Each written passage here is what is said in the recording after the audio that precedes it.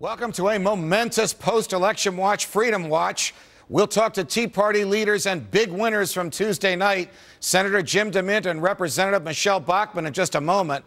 First, a few items from our Freedom File. It wasn't a total victory for those favoring the limited government our Constitution mandates. There was a defeat for personal freedom in California, where voters rejected a proposition to decriminalize small amounts of marijuana. But think how far we've come just by getting this issue on the ballot in the first place. Maybe one day we will end this costly and invasive and fruitless war on drugs. Those happy that the marijuana proposition failed should keep this in mind. A government powerful enough to take away your neighbor's marijuana, which is less harmful than alcohol, may turn its sights on your favorite substance next.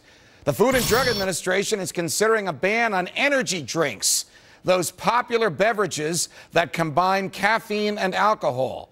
Does the government really think people can't figure out how to put a little booze in their cup of coffee if they want to? And besides, it's none of the government's business what adults drink anyway. Meanwhile, San Francisco has banned toys and Happy Meals, and numerous cities and states are considering a fat tax on beverages and foods they don't want us to consume. Here in New York City, the mayor wants to decide how much sugar we can have. Not only are these laws meddling in highly personal matters of diet, they are beyond the moral reach of government. Can you imagine Washington or Jefferson letting the government tell them what to eat? Instead of government dictating how much fat we consume, let's see how much fat we can cut from government. That would be most of it. Tea Partiers have reason to celebrate and maybe drink something stronger than tea this weekend. Many of their anti-establishment candidates surged to victory in this week's elections, ushering in what may be a new political era. Shortly after their stunning victories, I talked to the head of the House Tea Party caucus, possibly soon-to-be House Republican Conference Chair, Minnesota Representative Michele Bachmann, and South Carolina Republican Senator Jim DeMint, who has been called a Tea Party kingmaker, or as we might say in New Jersey, a godfather. First, congratulations to both of you. You both were reelected yesterday, and it's so nice to have you here. Senator DeMint, to you first. In your opinion, was the overwhelming rejection of Democratic candidates yesterday a response to the president's policies, or just sort of an anger about government in general, or a little bit of both? Well, a little bit of both. It had a lot to do with the president's policies as well as the leadership of Nancy Pelosi and Harry Reid, and I think an overall concern by the American people that the country was almost over the edge of a financial cliff. People are concerned, and they went out and voted, and it was a big Tea Party yesterday.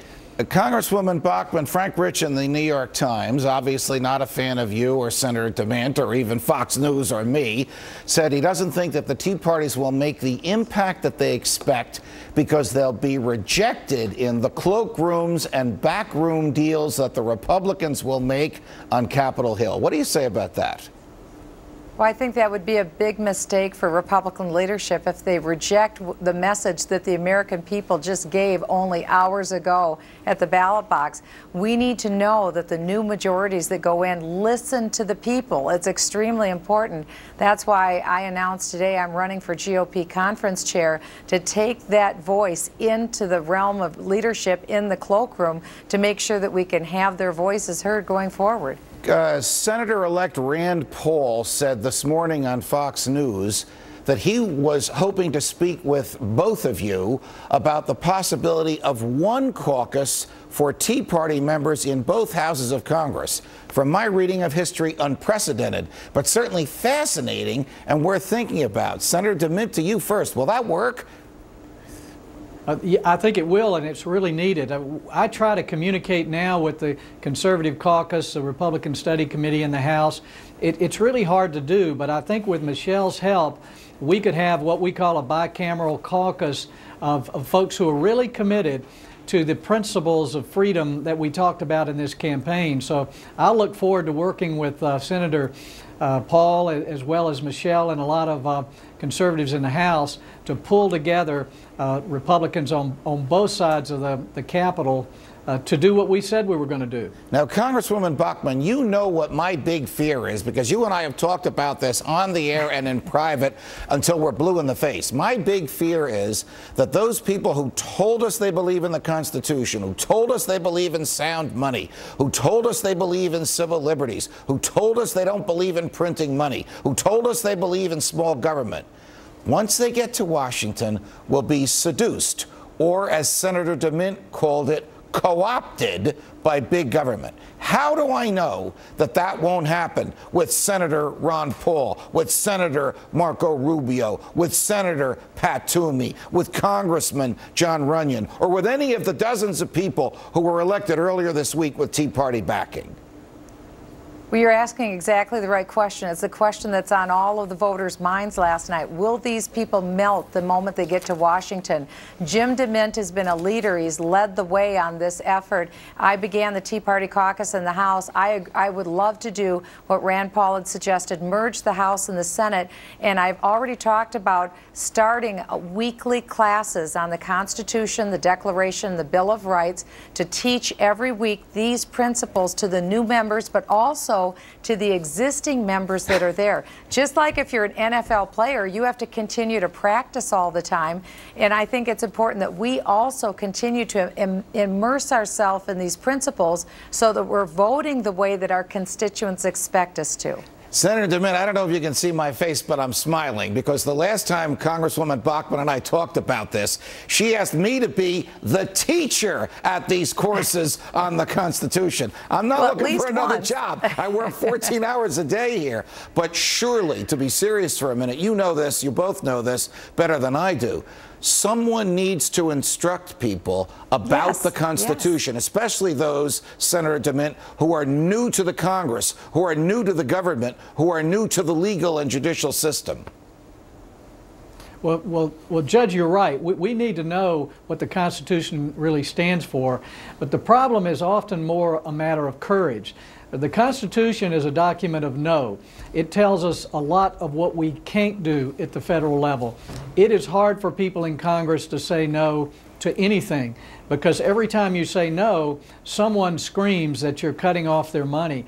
So we need a combination of good information and education with courage and vision. Michele has provided that. I think with the people we've got coming in on the Senate side, we're going to have a good group of people who stand for the Constitution and have the courage to say no when they need to. Now, Congresswoman Bachmann, I know you want to be part of the leadership, and I know these folks that are likely to lead the House of Representatives are friends of yours. But is John Boehner really one of us? Does John Boehner, who's likely to be the Speaker of the House, the leader of the Republicans in the House, really believe in small government the way you and Jim DeMint and Rand Paul and Marco Rubio do? Or is he just the guy who happens to be standing in line when the Republicans took control of the House? Well, I think what we will see going forward with the leadership, again, if they're listening to the people, I really do believe that we are seeing that the leadership is listening, but it will have to be proved. That's why we want to make sure that we have strong, principled constitutional conservatives having a seat at the table at leadership to bring those ideas in, to remind them why we got there and how quickly we could lose it. Because again, I believe that with this election, the patience of the American people is very, very thin. Right. We won't hold this majority if we don't act according to what the people who sent us there last night have told us they want to see us do. All right, Senator DeMint, you wrote a wonderful piece in the Wall Street Journal earlier this week. I want to read to you the last line. Tea Party Republicans were elected to go to Washington and save the country, not be co-opted by the club. So put on your boxing gloves. The fight begins today. Do you mean the fight begins today against the Republican establishment that tried to co-opt you when you were a freshman senator? But this is the Washington establishment, Judge. It's much bigger than any individuals or any party. I mean, it is the media, it is the lobby community, it is a system that's bigger than any one individual. And if we don't come almost as warriors against that system, we're going to find ourselves co-opted and back down very quickly. They'll try to convince these people, don't take a chance, don't take a risk. but we need to present bold reforms. That's what the Republican Party has to be about now, and it's going to take a lot of courage and a lot of vision. But I think we've got the right people. I've never been more excited than to have people like Pat Toomey, because I've worked with him in the House, or Marco Rubio or Rand Paul. We've got a great group of people coming in, and let's don't make a mistake. Some people are trying to say, well, the Tea Party elected these few but not the others.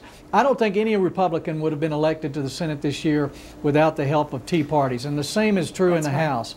We can't underestimate the power that they had as far as changing things this year. Congresswoman Bachmann, the day after the election, the president gave a press conference in which he sort of reiterated many of the big government principles and values that he pushed in the first 22 months of his presidency. If a change of 60 seats in the House of Representatives is not enough to persuade him that the public is no longer eager for an expansion of the federal government into our lives, what will it take? Well, I think what it will take is him losing at the ballot box in 2012. Right now, last night, the American people made a repudiation of his policies and his agenda. And if he remains politically tone deaf, it will be increasingly difficult for him to get over that threshold. I think what we're seeing on the Republican side is a need for a strong constitutional conservative to be our candidate in 2012. This is the message that the American people are waiting for, and maybe we'll be able to persuade someone like a Jim DeMint to run for that position. Senator DeMint, I will let you answer that question the next time you're on with us, because we're running out of time. Jim DeMint from South Carolina and Michele Bachmann from Minnesota, thanks for joining us on Freedom Watch. Thank you, Judge. Thank you, Judge. After this, a Tea Party candidate who was just elected by the people of his state to become their new senator. Why does Utah's Mike Lee said they never should have been able to vote for him in the first place? He's here next.